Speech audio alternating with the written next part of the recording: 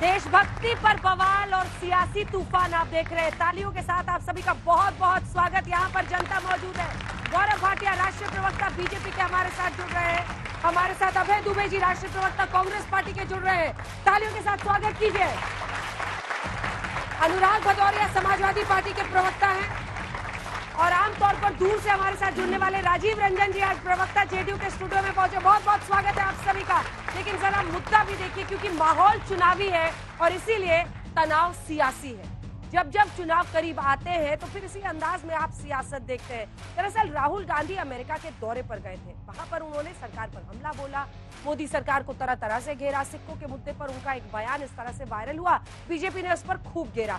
उसके बाद से ही लगातार बीजेपी उन पर हमलावर है। अब प्रधानमंत्री नरेंद्र मोदी ने नया आरोप ये लगाया है, हालांकि इसकी चर्चा पहले भी बीजेपी करती रही है, कि कांग्रेस के लोग अर्बन नक्सल और टुकड़े टुकड़े गैंग से जुड़े हुए हैं।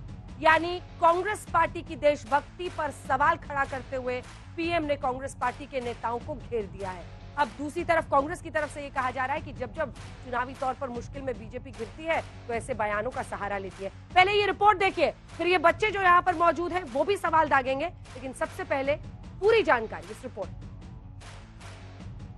आज कांग्रेस के लोगों की भाषा, उनकी बोली विदेशी धरती पर जाकर उनके देश विरोधी एजेंडे, समाज को तोड़ना, देश को तोड़ने की बात करना, भारतीय संस्कृति और आस्था का अपमान करना, ये वो कांग्रेस है जिसे टुकड़े टुकड़े गैंग और अर्बन नक्सल के लोग चला रहे हैं।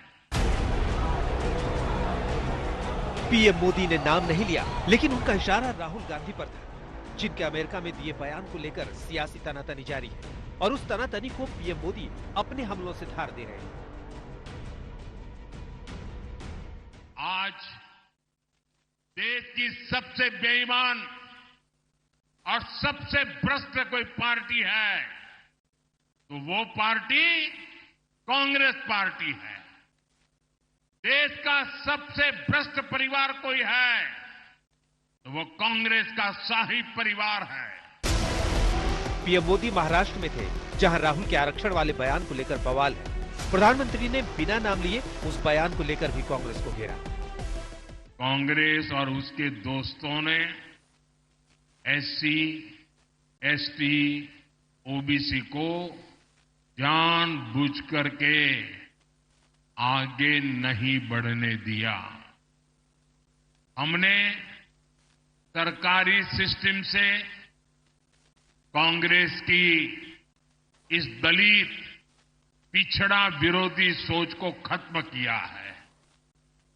पिछले एक साल के आंकड़े बताते हैं कि आज विश्वकर्मा योजना का सबसे ज्यादा लाभ एससी, एसटी और ओबीसी समाज उठा रहा है। अब आपको सुनाते हैं कि राहुल गांधी ने अमेरिका में आरक्षण को लेकर क्या कहा था। We will think of scrapping reservations when India is a fair place, and India is not a fair place. Now that creates a problem, because there are many people who come from the upper caste, right, who say, look, what have we done wrong, right? Why are we being punished? I don't think any of you are ever going to become Adani or Ambani. And there's a reason for that. You can't. Because those doors are closed. So, the answer to people in the general caste is you open those doors. हालांकि राहुल ने बाद में आरक्षण वाले बयान को लेकर सफाई भी दी थी, लेकिन हंगामा है कि थमने का नाम नहीं ले रहा। राहुल गांधी के अमेरिका में सिखों पर दिए बयान को लेकर भी बवाल मचा हुआ है। Balinder Singh. The fight is about whether he, as a Sikh, is going to be allowed to wear his turban in India. Or he, as a Sikh, is going to be allowed to wear a kada in India. Or he, as a Sikh, is going to be able to go to Gurdwara. That's what the fight is about. And not just for him. for all religions. सिखों वाले बयान के बाद BJP की ओर से राहुल गांधी को आतंकी बताया जा रहा है और पाकिस्तान के साथ जोड़ा जा रहा है। कल जम्मू कश्मीर में भी पीएम मोदी ने कांग्रेस को नफरत और मोहब्बत की दुकान वाला आईना दिखाया था, साथ ही पाकिस्तान को लेकर भी घेरा था। कांग्रेस नेशनल कॉन्फ्रेंस की पोल खुद पाकिस्तान ने खोल दी है, यानी कांग्रेस नेशनल कॉन्फ्रेंस यहां पर पाकिस्तान का एजेंडा लागू करना चाहते हैं। ये मोहब्बत की दुकान के नाम पर नफरत का सामान बेचने की उनकी पुरानी नीति है। इनको वोट बैंक के अलावा कुछ नहीं दिखता है।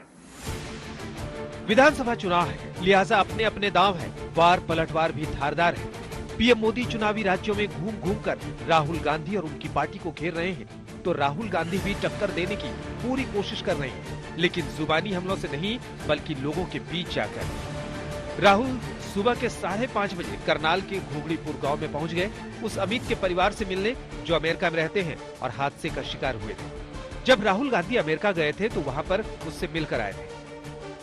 ये जो अजीब सी बातें प्रधानमंत्री हल्के स्तर पे जाकर करते हैं, जिस दिन हमारी सरकार बनेगी उस दिन हम पूरी जांच करेंगे कि ये रिश्ते हैं क्या भारतीय जनता पार्टी के पाकिस्तान से, और करनी पड़ेगी।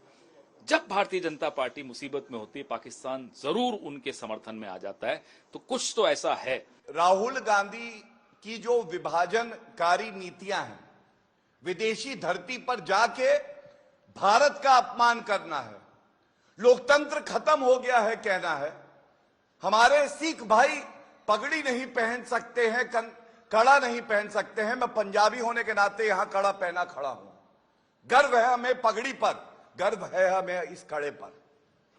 यही विविधता है जिसको नरेंद्र मोदी जी आगे बढ़ाते हैं और आप झूठा प्रचार करते हैं।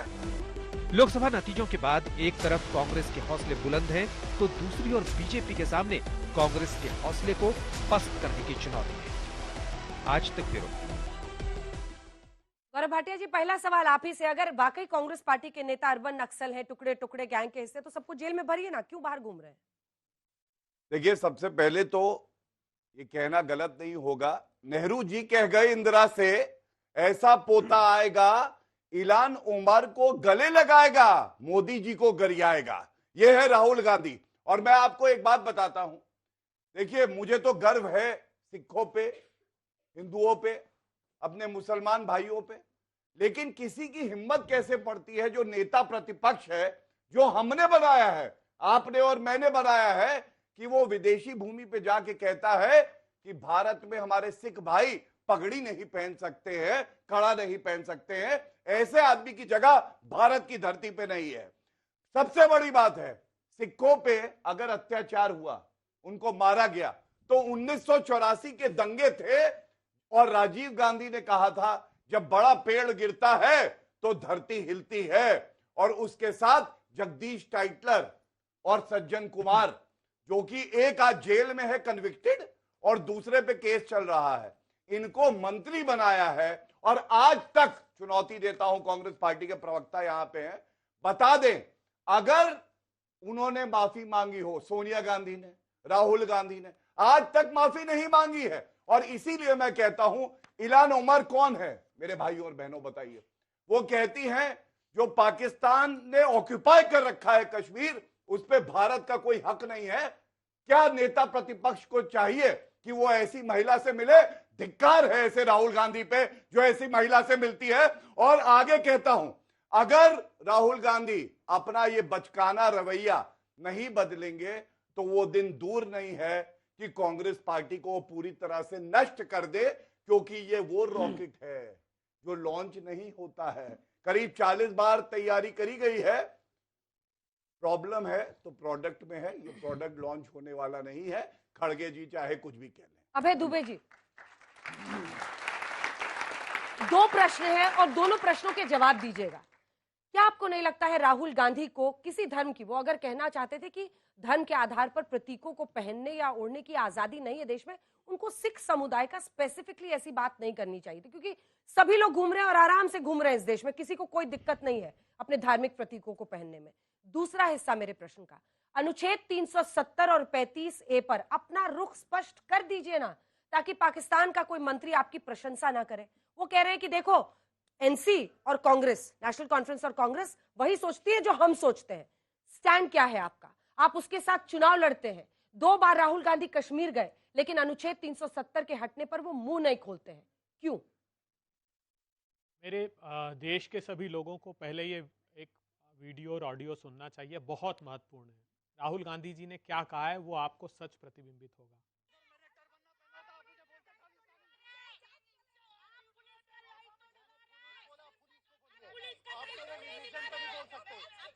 आपके रिलीजन का नहीं बोल रहा मैं, आप मेरे रिलीजन का नहीं बोल सकते।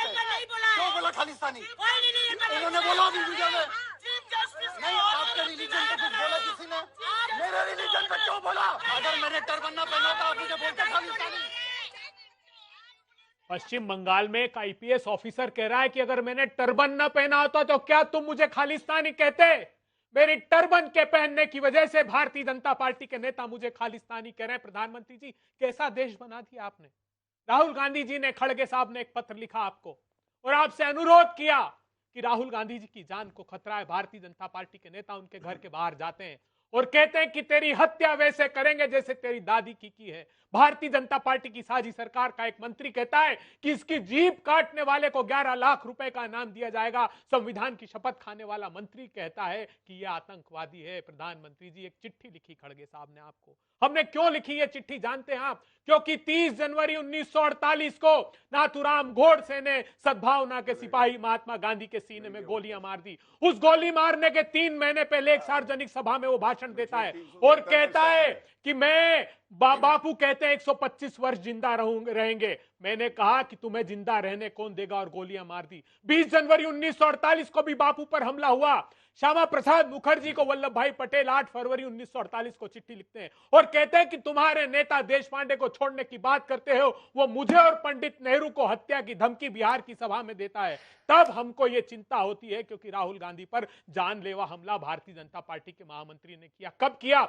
बनासकांठा में लोग डूब के मर रहे थे, भारतीय जनता पार्टी के लोग जाने को तैयार नहीं थे। बाढ़ पीड़ितों का जायजा लेने के लिए, उनकी संवेदनाओं के साथ खड़े होने के लिए राहुल गांधी गए। इतनी बड़ी शिला उठाकर भारतीय जनता पार्टी के नेताओं ने मारी। वो तो सौभाग्य था कि 10 क्षण पहले उन्होंने अपनी गाड़ी बदल ली थी, उनकी गाड़ी का शीशा फूटा। वो महामंत्री जयेश के नाम पर एफआईआर कांग्रेस पार्टी ने कराई। राहुल गांधी को वो न्याय नहीं मिला। अब हम चाहते हैं कि राहुल गांधी जी के खिलाफ ये जो वैमनस्य का वातावरण है प्रधानमंत्री जी, उस पर न्याय मिलना चाहिए। अगर आप हो मुंसिफ तो कब न्याय करोगे? अगर मैं गुनहगार हूं तो सजा क्यों नहीं देते? दीजिए ना सजा। अगर आप मुझे आतंकवादी कहते हैं, मेरे खिलाफ ये अनर्गल आरोप लगाते हैं, इस हिंदुस्तान में जिसने आवाज आपके खिलाफ उठाई, इतिहासकार, कलमकार, कलाकारों ने कहा कि प्रधानमंत्री जी देश में असहिष्णुता बढ़ रही है, भीड़ की हिंसा में हथियारों को माला पहनाई जा रही है। भारतीय जनता पार्टी ने कहा ये अवार्ड वापसी गैंग के लोग हैं। अगर हिंदुस्तान के अग्निवीर आंदोलन करने वाले लोग सड़कों पर आए। एक बार इधर देखिए, आपने बोल लिया वो सब। अनुच्छेद 370 35A पर कांग्रेस पार्टी का क्या स्टैंड है? कांग्रेस पार्टी ने रिजोल्यूशन पास करके ये बात कही है कि हम जम्मू कश्मीर को उसके राज्य का दर्जा दिलाना चाहते हैं। एक बात, आरोप क्या था कांग्रेस पार्टी पर जानते हैं? 370 हाँ, 370 बोलने तो क्योंकि नेशनल कॉन्फ्रेंस से अपने मेरा मैनिफेस्टो जवाब में से डाला है। संतुष्ट नहीं हो तब आप प्रश्न कीजिएगा। आर्टिकल 370 पर कश्मीर के लोगों की शिकायत क्या थी?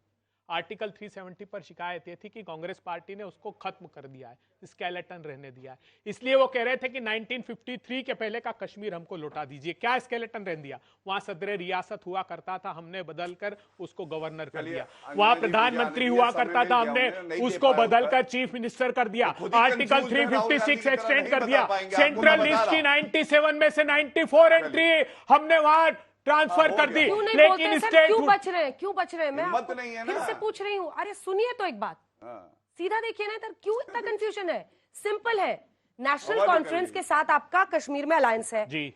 उनके मैनिफेस्टो में लिखा है कि 370 और 35 से वापस बहाल करेंगे। स्टेटहुड पर आप दोनों की राय मिलती है, वो हम सबको समझ में आ गया। 370 और 35 ए पर कांग्रेस पार्टी का क्या स्टैंड है ये पता नहीं चल पा रहा है। अगर आपकी सरकार वहां बन जाती है और नेशनल कॉन्फ्रेंस के ही सीएम होंगे, अगर वो 370-35 से वापस बहाल करते हैं तो आप लोग उनके साथ रहेंगे? अंजना जी, सिंपल सा क्वेश्चन। आपके प्रश्न का उत्तर ही आपने दे दिया। नहीं, मैं नहीं समझ पाई। नहीं समझ पाए तो अमित शाह साहब, आप लोग समझे क्या? अमित शाह साहब, कोई नहीं समझ पाया। अमित शाह साहब ने भी ये भ्रम फैलाया जान करके। आप बता दीजिए ना। मैं बता रहा हूं ना। हाँ। अमित शाह साहब, क्या किसी राज्य की सरकार को अधिकार है कि वो आर्टिकल 370 को बहाल कर दे? तो आर्टिकल 30, एक मिनट सुनिए। तो फारूक अब्दुल्ला आंखों में धूल इसका झोंक रहे अर्थ हैं। है कि अमित शाह साहब ये मान रहे हैं कि केंद्र में भारतीय जनता पार्टी की सरकार जा रही है, बैसाखियों की सरकार चलिए गिर मैं उत्तर जाएगी। देना फारूक चाहता हूं। अब्दुल्ला आंखों में धूल झोंक रहे हैं सबके। तो हमने तो नहीं कहा, हमने साझा कार्यक्रम नहीं बनाया। वो कह रहे हैं कि हम बीजेपी, एक हटाएंगे। मिनट, ठीक है। बीजेपी साझा कार्यक्रम नहीं है उनका। बीजेपी ने हस्ताक्षर किया था कि साझा- आर्टिकल 370 बरकरार रखेंगे पीडीपी के साथ। हमने हस्ताक्षर नहीं साझा किया। कार्यक्रम है इन्होंने उनका। कहा आर्टिकल 35 बरकरार रखेंगे, इफ्सपा को बरकरार रखेंगे। जो वो एनसी का अलगाववादी है मैनिफेस्टो उनको है, स्टेक कांग्रेस का होल्डर नहीं बताया है, था। जिस पर आप लोग पूरी बुनियाद इनको पाकिस्तान से जोड़ रहे हैं। देखिए, ये जो है ये कांग्रेस की वर्किंग कमेटी का रेजोल्यूशन है। आर्टिकल 370 संविधान के सब ज्ञाता है, पहला शब्द था टेम्पररी। 55 साल तक छू नहीं पाए कि मुसलमानों का वोट बैंक ना खिसक जाए। नरेंद्र मोदी जी आए, उठा के फेंक दिया अनुच्छेद 370 को, क्योंकि यह जरूरी था हमारी भारत की अखंडता के लिए। और इन्होंने यहां कहा है कि ये विरोध करते हैं। अंजना जी, स्वाभाविक प्रश्न है, अगर आर्टिकल 370 के एब्रोगेशन का ये विरोध करते हैं तो आज ये स्टैंड स्पष्ट क्यों नहीं लेते कि हम वापस लाएंगे? कम से कम नीतिगत तरीके से पता तो होना चाहिए जनता को, लेकिन इतनी हिम्मत नहीं है। पहला प्रश्न। दूसरा, मैंने इनसे पूछा था कि आप बताइए माफी क्यों नहीं मांगी सिख दंगों के लिए सोनिया गांधी, राहुल गांधी ने? कोई उत्तर मिला? नहीं मिला। और मैं आज आपको बताता हूं कांग्रेस पार्टी के समर्थक कौन है। गुरपतवंत सिंह पन्नू, जो कि कहता है खालिस्तान बनाएंगे, वो राहुल गांधी का समर्थन करता है। इलान उमर, जो कहती है पाकिस्तान ऑक्युपाइड कश्मीर भारत का नहीं है, वो इनका समर्थन करता है। हफीज सैयद, हम लोग चाहते हैं भारत को ला के दे और जेल की सलाखों के पीछे सड़े, वो कहता है राहुल जी बहुत अच्छे हैं, वो नेता बहुत बढ़िया है। ये इनके समर्थक हैं। और सबसे बड़ी बात है, कश्मीर में आतंकवादी यासीन मलिक, आपको याद है यासीन मलिक मनमोहन सिंह जी के साथ चाय पीता था, उससे पूछा जाता था कश्मीर की नीति क्या है, गिरेबान से पकड़ के हमारी पुलिस और सेना ने उसके कान पकड़ के जेल में डाला है, क्योंकि हमारे एयरफोर्स ऑफिसर्स को मारा था। और अंत करूंगा एक बात कह के, अनुच्छेद 370 से पहले जिनके साथ ये खड़े हैं वो कहते थे तिरंगे को कांधा देने वाला कोई नहीं होगा, हटा के दिखाओ। आज मोदी जी ने हटा दिया तो छाती पीट के कह रहे हैं कैसे हटा दिया? छोटा सा जवाब फिर इन मुझे दोनों की बहुत बारी दर्द होगी। हो रहा है। ये फर्क है। और आप कहां खड़े हैं ये तय करिए। यही भारत का भविष्य तय करेगा, यही भारत का भविष्य तय करेगा। अगर एक सवाल का उत्तर दे दे तो जो कहे हार जाऊं। अंजना जी, मैं सारे सवालों के बेबाकी से जवाब दूंगा। मनमोहन सिंह जी ने, सोनिया गांधी जी ने अधिकृत रूप से 1984 के लिए क्षमा मांगी है, खेद व्यक्त किया। सुन लीजिए अब मेरी वो बात, भी खेद बीच व्यक्त मत किया। बोलिए। अब आप गलत, आप दिखा दीजिए प्रमाण, दिखा के जाइएगा इसी शो में। मैं बीच में नहीं बोला। तो आप मांग लीजिएगा। आप लोगों को ये सच जानना चाहिए, भारतीय जनता पार्टी इस देश के साथ क्या खेल रही है। जगदीश टाइटलर कौन है बताइए? जो प्रधानमंत्री जी पार्टी में है आपको भाषण देते सुनाई देते हैं, कश्मीर में क्या खेल खेल रहे जानती है? बताएंगे नहीं आप? जमाते इस्लामी एक आतंकवादी संगठन है जिसको प्रतिबंधित कर दिया। आपकी हिम्मत फरवरी 2024 को इन्होंने प्रतिबंध 5 साल के लिए बढ़ाया। आज जमाते इस्लामी नाम का आतंकी संगठन अपने साथ उम्मीदवार कश्मीर में लड़ा रहा है। किसके साथ? इंजीनियर राशिद, जिसको 2019 में prevention of unlawful activity act के तहत अंदर कर दिया। अभी 11 सितंबर को छोड़ा इन लोगों ने उसको। क्यों? क्योंकि उसके साथ साझा चुनाव लड़ रहे हैं कश्मीर में। इनके पास तो साहस नहीं है आर्टिकल 370 के बावजूद। एक सेकंड अभय दुबे जी, ये देखिए, आप चूंकि मुझे नहीं पता आप कितनी बार कश्मीर गए, लेकिन जम्मू कश्मीर की सियासत को समझिए। इंजीनियर रशीद ने बारामुल्ला की सीट से उमर अब्दुल्ला को 2 लाख वोट से हराया है। एक सेकेंड, 2 लाख वोट का मार्जिन, यानी जम्मू कश्मीर के लोगों ने, और ये कश्मीर का हिस्सा है साहब, इसकी गंभीरता को समझिए। कश्मीर के लोग अगर उसको वोट दे रहे हैं तो कोई तो वजह होगी ना कि वहां पर उसको लोग मान रहे हैं नेता। अब ऐसे में आप कह रहे हैं कि वो बीजेपी का प्रॉक्सी है क्योंकि उमर अब्दुल्ला को हरा दिया, लेकिन वहां लोग उसको वोट दे रहे हैं। अंजना जी, मुकदमा में हमारी सरकार ने तो नहीं लगाया इंजीनियर राशिद पर। क्या मुकदमा है जानती हैं आप? आतंकवादी निरोधी, सुनिए, आतंकवादी तो निरोधी बेल कोर्ट कानून ने के दिए, तहत उसको भाजपा ने अंदर दिए, किया इनको गया। पता ही नहीं है, कोई कोई भैया कोर्ट पढ़ लिख के खोटा। आया करो। आप दूसरे बच्चों राहुल गूगल गांधी बन कीजिएगा, रहे हो तुम। सैफुल्ला फारूक दुर्दांत बेल किसने दी आतंकवादी, है बताओ? उस आतंकवादी पर न्यायालय आरोप बेल था देता कि है, उसने इनको पता ही कश्मीरी नहीं होता। पंडितों की हत्या की। वो अजहर मसूद का शिष्य रहा, अच्छा, इसके पाकिस्तान बारे से में ट्रेनिंग पूछ लेकर लीजिए। आया। अमित इसके शाह बारे साहब में। ने टिकट दिया एक बात उसको, पूछ लीजिए, तारिक अंजना जी। अहमद मीर ये उसको किसने विधानसभा साइन का किया चाइना टिकट के दिया, साथ? पाकिस्तान से हथियार सप्लाई करता था। नहीं बताएंगे। तालिब हुसैन हाँ। नाम का आतंकवादी अमित शाह साहब का मंच साझा करता है। चलिए। अरे इनके दामन पर इतने दाग है कि धुलेंगे अरे इसमें नहीं, क्या और लिखा है? हमको इस नसीहत देश- देते हैं। इस देश में कांग्रेस नंबर 2 पार्टी है, राहुल गांधी नेता विपक्ष है, क्या देशभक्त नहीं है, टुकड़े टुकड़े गैंग है, अर्बन नक्सल है, ये कहना सही है राजीव रंजन जी? देखिए, मुझे ऐसा लगता है इसको समग्रता में देखा जाना चाहिए। हाँ। और आपने अभी उनके अमेरिकी प्रवास के दौरान जिन लोगों से उनकी बातचीत है और जो हाँ। उनके बयान है उनको आपने दिखाया। मैं इतना जरूर कहना चाहूँगा कि एलन उमर जैसे लोगों का नाम अगर उनसे मुलाकात करने वाले सांसदों की सूची में था तो उन्हें एतराज़ करना चाहिए था और नहीं मिलना चाहिए था। भारत विरोधी जो अमेरिकी सांसदों का कॉकस है उसकी एक बड़े चेहरे के तौर पर उनकी पहचान है, और कश्मीर को लेकर के भारत की भूमिका के खिलाफ वो लगातार बोलती रही है। बिल्कुल। मानवाधिकारों के सवाल पर भी उन्होंने भारत सरकार की बार बार आलोचना की है। आरक्षण को लेकर के बहुत सारी बातें नवाज की। शरीफ ने नहीं की। नवाज आपको शरीफ से मैंने मिले नहीं कि रोका। प्रधानमंत्री जी बगैर अबे बुलाए, तुम्हें मैं उस बगैर तरह से- निमंत्रण के उनकी माता जी के पैर छुए कि नहीं छुए? नवाज शरीफ क्या कश्मीर के ऐसी उनकी बहस आरती नहीं हो उतारता? सकती है। अब नहीं, अब आप ऐसी चुप बात रहिए, होगी। शालीनता के साथ बात उनकी आदत करिए। ही शालीनता से ही मैं बोल रहा हूँ, ये दोहरे मापदंड नहीं हो सकते। वो राहुल आप चालीसा गए थे पढ़ते हैं, फिर मलेशिया, दूसरा बोलता है तो प्रधानमंत्री बीच में जी टोकने जाकिर लगते नाइक का हैं। मुद्दा उनको तक नहीं खुद नहीं उठाया। पता कि वो क्या बोल जाकिर रहे हैं। नाइक के बारे में और एक रट शब्द के आए नहीं हैं, बोला रट मोदी के। जी। रट इल्हान उमर के नाम पर क्यों डिफेंड कर रहे हैं? मैंने आपको कहा नहीं कि लगता है मैंने खुद एक नहीं ऐसी महिला जो जहर उगलती है मुझे बोल भारत नहीं के सकते खिलाफ? कि गलत थे राहुल गांधी, जहर हिम्मत उगलती है होती वो। है। जी जहर क्या नवाज शरीफ नहीं अरे आप बोलते थे? इस तरह से मोदी जी बहस ने आपने किसी ने अपनी सवाल बात कही किया। ना।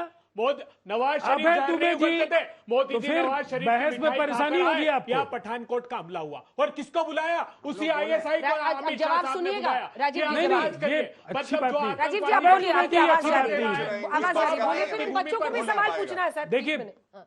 तो जो उनके अनुराग जी बयान भी है वेट वो अपरिपक्व हो सकते हैं, बचकाने बयान हो सकते हैं। देश की संप्रभुता, एकता, सिखों के सवाल पर जो आपत्तिजनक जो उनकी टिप्पणी है, पूरी दुनिया में भारत की जो एक धर्मनिरपेक्ष छवि है उससे आहत अच्छा। हुई है। और शमशान कब्रिस्तान की निसंदेह धर्मनिरपेक्ष ये छवि। सच है।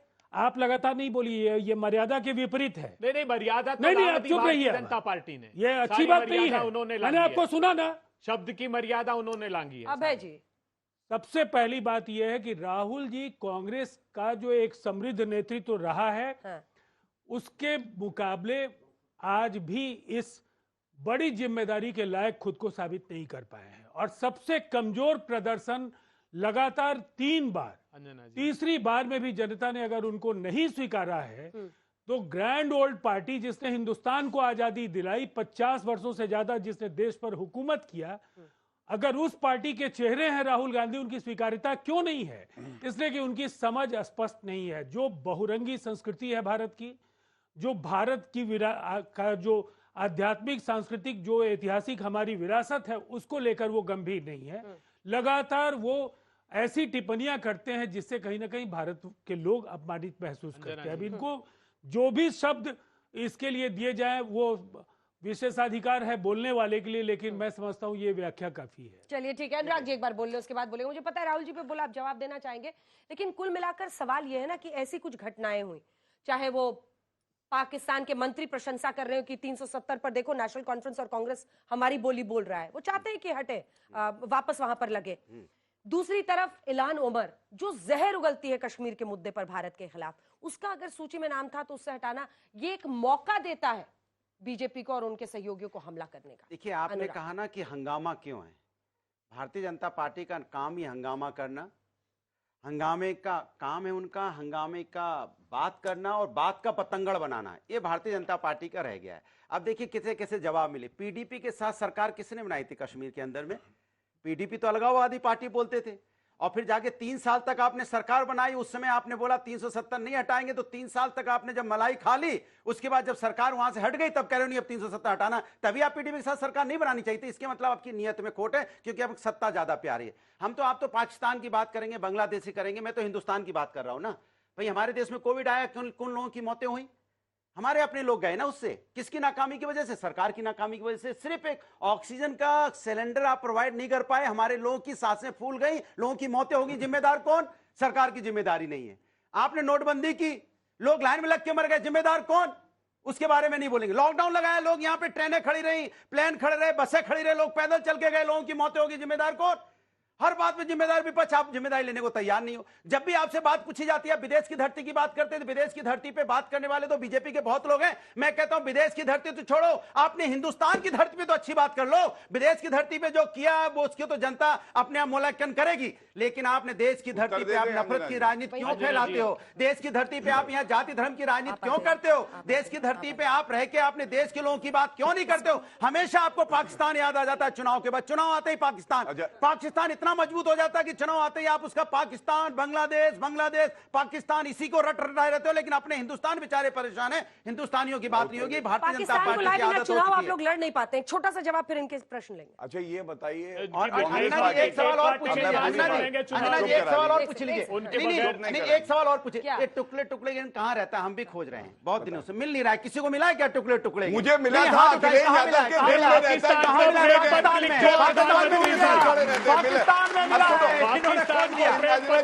पाकिस्तान में मिला है।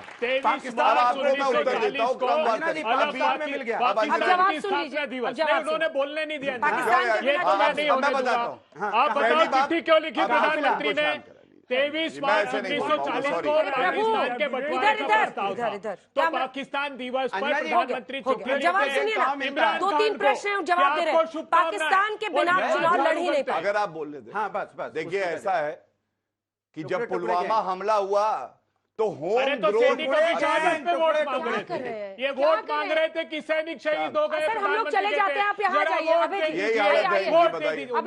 ये राहुल गांधी का वायरस है, ऐसे ठीक होने वाला नहीं है। मोदी को जब वैक्सीन लगाएंगे तभी ठीक होगा, ये वरना ठीक नहीं होगा। बारी में बोलिए, ठीक नहीं होगा। जनता भी सोचती है कैसे लोग हैं, तो ये कैसे लोग करते रहते हैं। प्लीज सर, आतंकवादियों को टिकट दिए, पाकिस्तान की मिठाई अगर वो बीच में बोलेंगे मैं रोकूंगी। दुबे जी मेरा प्रॉब्लम है, आरोप लगा रहे हैं, बट लगातार मत बोलिए। चलिए गुजरिएगा ना, लोग बोलेंगे वही है जो टीवी पे चाचा करते हैं। मेरे सारे प्लीज सर, सारे दर्शक जो यहाँ बैठे हैं बताइए टुकड़े गैंग कहाँ मिलता है? जवाब दिलवा दीजिएगा। देखिए अखिलेश यादव के दिल में, तुम्हारे दिल में, सारे आतंकी तुम्हारे दिल में है। केवल देखना मुसलमान है, आतंकी है तो क्या हुआ, हमारा वोटर बना दो, ऐसे ही है। फिर आ गए हिंदू मुसलमान पे। देखिए इनका चुनाव में हिंदू मुसलमान, पाकिस्तान, बांग्लादेश, आप सब बात 2 मिनट बिना मैं देखिए 25 मिनट चुप रहा। गजब के आदमी है। अरे भैया हो गया गजब भाई, जब उनसे जवाब मांग रहे, सेकंड नहीं बोला गजब का मैं हो गया। देखिए 3 बातें इन्होंने उठाई, मैं तीनों पे भले आदमी पे आतंकवादियों को टिकट दिया कि नहीं कश्मीर में, ये बताइए। ये देश को बताओ, आतंकवादियों को टिकट दिया कि नहीं? सैफुल्लाह फारूक को, तारिक अहमद को दिया कि नहीं दिया, ये बताओ। देखिए अभी जमाते इस्लामी का समर्थन कर बोलिए सर, मैं जाके तो मुंह बंद नहीं कर सकते। ठीक है, मैं आपकी बात का सम्मान रखता हूँ। जनता सुनना चाहती है, ये राहुल गांधी की बकवास नहीं सुनना चाहती है, इसलिए मैं उत्तर देता हूँ। पाकिस्तान पे कांग्रेस के एमपी बने कर्नाटका में, पाकिस्तान जिंदाबाद के नारे लगे कांग्रेस के सांसद बनने में। क्या ये शर्मसार हमें नहीं करता है? अब दूसरी बात, इन्होंने कोविड की करी। जम्मू कश्मीर में अंजना जी बताइए अब क्या हो गया भाई? अरे जमात इस्लामी का राहुल गांधी का वायरस आ गया। अभय जी ये बच्ची मुझे कह रही है कि हम लोग चलते हैं बाहर। देखिए अंजना जी, ये उनको इसी ये वोट ये विचार उनको करना चाहिए था। लोग हैं, बताइए। फॉर्मेट की गरिमा भी रखिए, वहाँ बच्चे पूछना चाहते हैं कुछ सवाल। दूसरी बड़ी बात इन्होंने कोविड की करी। घर से मैं ये कहता हूं 220 करोड़ टीके लगे, इनको भी लगा होगा। आज हम लोग सब लोग सुरक्षित हैं, लेकिन अंजना जी कितने लोगों की मौतें हुई? इन्होंने क्या कहा था? अखिलेश यादव ने कहा बीजेपी का टीका नहीं लगवाऊंगा और मुलायम सिंह यादव जी ने जाके लगवा लिया। तो ये तो सच्चाई है, इसलिए चुप हो जाइए। तीसरी बात, तीसरी बात आतंकवादी की। देखिए, आतंकवादियों के लिए सबसे बड़ा रहनुमा कौन है? अखिलेश यादव स्वयं है। भारतीय जब जनता वो पार्टी, मुख्यमंत्री थे, भाजपा सबसे बड़ी रहनुमा। आप नाम लेके व्यक्तिगत बोलेंगे, आपको जवाब क्यों नहीं बोल? मैं उदाहरण दे रहा हूँ। आपके पास जाऊंगी नहीं, आप बीच बीच में बोलते रहिए। आप लोग करते रहिए सर, बहस में निकल जाती हूँ। आजकल वैसे भी एक ऊपर कैमरा लगा हुआ है, तो चुप हो जाइए ना। क्या कर रहे हैं? अगर मेरे तथ्य गलत हो, तमाशा हो रहा है। मेरे साथी हैं भाई, ये बोल रहे हैं भाई।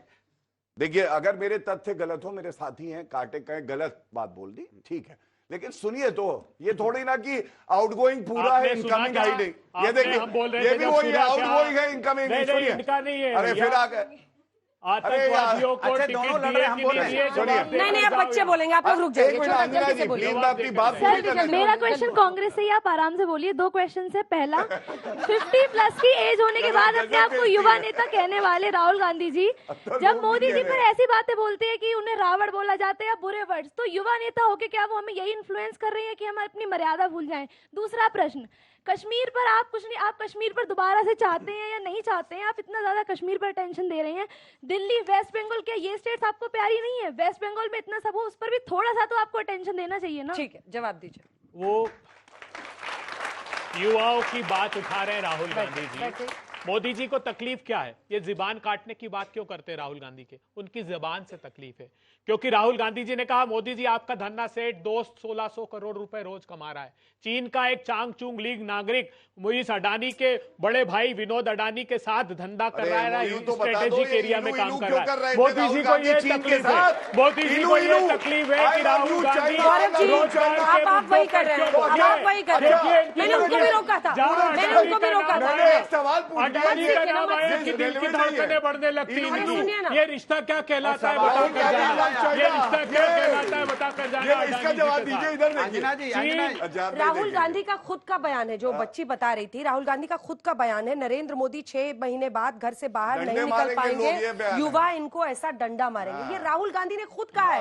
यहाँ पर तो रवनीत बिट्टू जो आपकी पार्टी से आके अब इनके केंद्रीय मंत्री बन गए हैं, राहुल गांधी ने एक चौकीदार चोर है बोला, तो चोर ऐसी जो शब्द खुद आपके नेता इस्तेमाल कर रहे हैं। और बोटी बोटी कर दूंगा।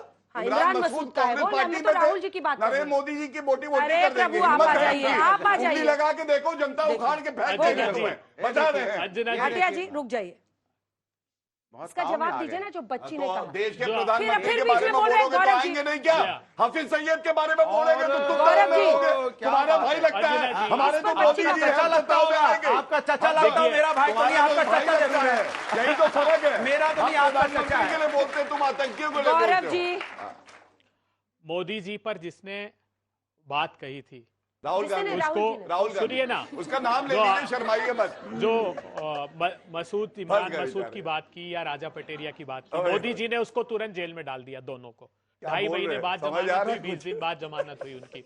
मोदी जी जेल में डालेंगे इन अपराधियों को? ये गाली का प्रश्न नहीं, गोली का प्रश्न है। संविधान की शपथ खाने वाले कहते हैं गोली मारो सालों को। रामजादे, हरामजादे, कुत्ते के पिल्ले, क्या संस्कृति और संस्कार दिए प्रधानमंत्री जी आपने। आपके प्रवक्ताओं को देख लीजिए, आपके प्रवक्ताओं के कान में रोज जो नफरत फैलाई जाती वो विष उगलते हैं यहाँ आकर। देख लीजिए कैसा विष उगल रही है, सुनने को तैयार नहीं है। हम आपसे संजीदा तरीके से ये बात कर रहे हैं प्रधानमंत्री जी, धरना सेठ देश का माल लेकर उड़ रहा है। उन लोगों के साथ जो चीन के लोग हैं, चीन से $110 बिलियन का आप इंपोर्ट करने लगे, पूरा हिंदुस्तान का व्यापार तबाह कर दिया। अगर ये सवाल राहुल गांधी खड़ा करता है तो कहते हैं कि जबान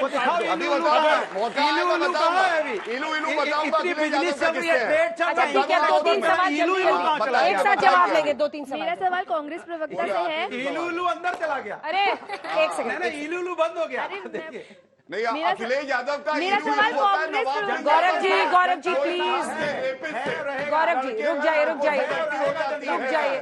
ये है समाजवादी पार्टी की टूटी फूटी साइकिल। एक सेकंड, ये भाषा आप लोग पूरे किसकी है बताइए आप सब मिलकर युवाओं की आवाज दबा रहे हैं, अगर नहीं तो चुप हो जाइए। मुझे छोड़कर इलू वही बोल रहे थे, मैं नहीं बोला हूँ। मैंने नहीं बोला। तो मेरा सवाल कांग्रेस प्रवक्ता से है।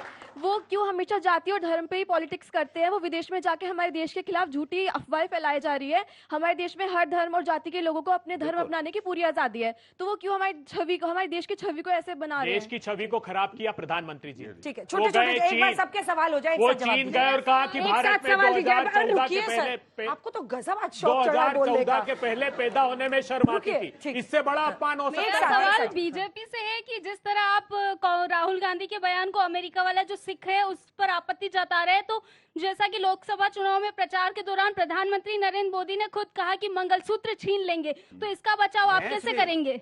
ठीक है, भैंस भी वो तो भैंस भी बोल रहे हैं। मेरा क्वेश्चन बहुत एक बीजेपी के रिप्रेजेंटेटिव से भी है, कांग्रेस से भी है, ताकि ये ना कहा जाए कि मैं व्हाट्सएप यूनिवर्सिटी से आ रही हूँ। सर आपसे ये सवाल है कि ना पीएम मोदी जब सीजेआई के यहाँ गणेश चतुर्थी पे गए तो वो बहुत बड़ा मामला बन गया था, लेकिन सेम जब इफ्तार पार्टी में मनमोहन सिंह की इफ्तार पार्टी में सीजेआई केजी बालाकृष्णन देखे गए थे, उस चीज पे आप लोगों का कुछ कहना नहीं है।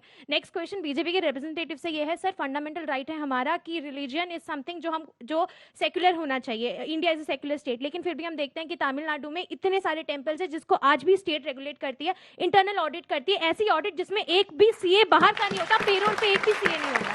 सर ये कैसा ऑडिट हो रहा है? और वो टाइम कब आएगा जब टेंपल्स को हम खुद रेगुलेट करेंगे, ना जिस तरह गुरुद्वारे को लोग खुद रेगुलेट करते हैं, मॉस्क को खुद रेगुलेट करते हैं, टेंपल्स को कब हम खुद रेगुलेट करेंगे? तो तिरुपति बालाजी के लड्डू वाले प्रसाद के बाद ये मुद्दा और भी उठा। मैं प्रश्न नोट कर लीजिए छोटे छोटे जल्दी से। मेरा सवाल बीजेपी से है। वुमेन एम्पावरमेंट के लिए बहुत बात करते हैं, स्कीम्स करते हैं, बट जम्मू कश्मीर में हमें सिर्फ 4% सीट्स क्यों दिए गए? हाँ, सब अपनी अपनी पार्टी को। मेरा सवाल बीजेपी से है। सर जब बालाकोट स्ट्राइक में महबूबा मुफ्ती जी ने सबूत मांगा था तब आपने उन्हें पाकिस्तानी खाला कहा, अब आपके साथ वो गठबंधन में आ गई तो क्या आप उन्हें कश्मीरी महबूबा मुफ्ती जी, तब आप उनके साथ सर जब थे तो आप उन्हें कश्मीरी बुआ कहेंगे? सर जब आपके साथ आई थी तब हम उन्हें क्या कश्मीरी बुआ कहेंगे? मेरा सवाल कांग्रेस से है। राहुल गांधी जी विदेश में जाके इतना बड़ा स्टेटमेंट पास करते हैं, क्या हरकत है ये? आप इससे एक पार्टी को गिरा नहीं रहे हैं, आप पूरे देश की छवि को बिगाड़ रहे हैं, आप मान लीजिए। क्या छवि बिगाड़ी बताइए? रोजगार का मुद्दा उठाना छवि बिगाड़ना है? अब इससे लड़ रही है सवाल प्रति प्रश्न कर रहा हूँ,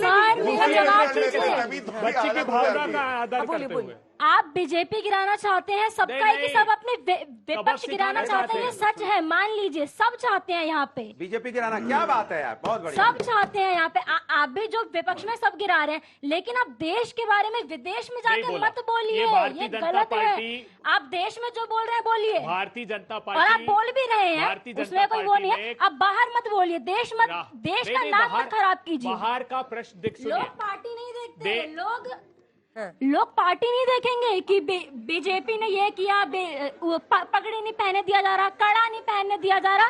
भारत में क्या हो रहा है? भारत का नाम मत बिगाड़िए। I am proud to be Indian, सब हो रहा है भारत में, नाम मत बिगाड़िए भारत का। बस देखिए अंजना जी बहुत एक सटीक सा 10 सेकंड का जवाब, उसको 1 मिनट एक बार और फिर लड़ाई शुरू हो जाएगी, सबका हो जाना, इनके सवाल रह जाएंगे जल्दी से। जो तिरुपति बालाजी में हुआ हम सब उससे वाकिफ है। हमारे देश को तो आजादी मिल गई, लेकिन मंदिर को सरकार से आजादी कब मिलेगी? बहुत अच्छा प्रश्न है, हम सब समझ। सर मेरा सवाल विपक्षी पार्टियों से है, समाजवादी से भी है और आप कांग्रेस से भी है। सवाल ये है कि आप संतों को लेकर बोल रहे हैं कुछ यहाँ पे, विदेश में जाके आप बोल रहे हैं सिखों के बारे में, तो ये क्या चल रहा है? आप बोल रहे हो कि भाजपा ऐसे बात करती है, बात का बतंगड़ बनाती है। मुझे लगता है कि विपक्षी पार्टियों को बात करने का सलीका ही नहीं पता है। अच्छा छोटा सा जल्दी। सर मेरा सवाल आपसे है कि जैसा कि आपने कहा लॉकडाउन लगा तो लोग मरे, और जब पैदल चले तब भी लोग मरे, क्या सर आपको नहीं लगता उस टाइम लॉकडाउन लगाना चाहिए था? और फिर उसके बाद जब लॉकडाउन लगा तो वैक्सीन प्रोवाइड की गई ना, उससे काफी लोगों की जान भी बची। अब टाइम नहीं मिल पाएगा, बहुत कम टाइम। मेरा क्वेश्चन आपसे है कि जब 370 धारा हट चुकी है, जम्मू और कश्मीर में पीस बन चुकी है, और जब जहां लाल चौक पे हम लोग जा भी नहीं सकते थे, वहां आप झंडा लहरा रहा है, पत्थरबाजी कम हो चुकी है, तो खत्म हो चुकी है, तो आपके घोषणा पत्रों में ये क्यों है कि 370 हम वापस ले आएंगे, आप लोग हमें वोट दो? नेशनल कॉन्फ्रेंस में। ठीक है, एक साथ सर मेरा सवाल आपसे है, सर बिहार में संविदा कर्मी का मानदेय जो है वो क्यों नहीं बढ़ाया जा रहा है? अंजना जी एक 10 सेकंड का जवाब। मेरा सवाल कांग्रेस पार्टी से है और बीजेपी से भी, कि क्या राहुल गांधी जैसे एक लीडर जो कि इंटरनेशनल लेवल पे जाके इंडिया का नाम बदनाम कर रहे हैं, ये स्टेटमेंट्स तक दे रहे हैं कि इंडिया में किसी भी रिलीजन को अपने आप को फॉलो करने की इंडिपेंडेंस नहीं है, क्या आप उस लीडर को मानते हैं कि वो एक नेशनल लीडर माना जाना चाहिए? सर मेरा सवाल है कांग्रेस के प्रवक्ता से। आप लोग कहते थे धारा 370 हटने से पहले कि मुसलमानों पर वहाँ पे जुल्म होगा जम्मू कश्मीर में और 5 टाइम की नमाज को भी बंद कर दिया जाएगा।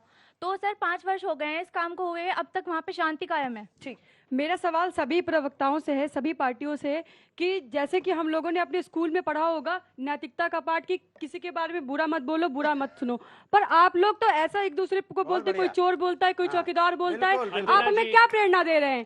यही है, आप ही लोग हैं हमारे प्रवक्ता, आप ही हमारे रिप्रेजेंटेटिव हैं। सर मेरा सवाल आप दोनों से, सर से भी और सर से भी है।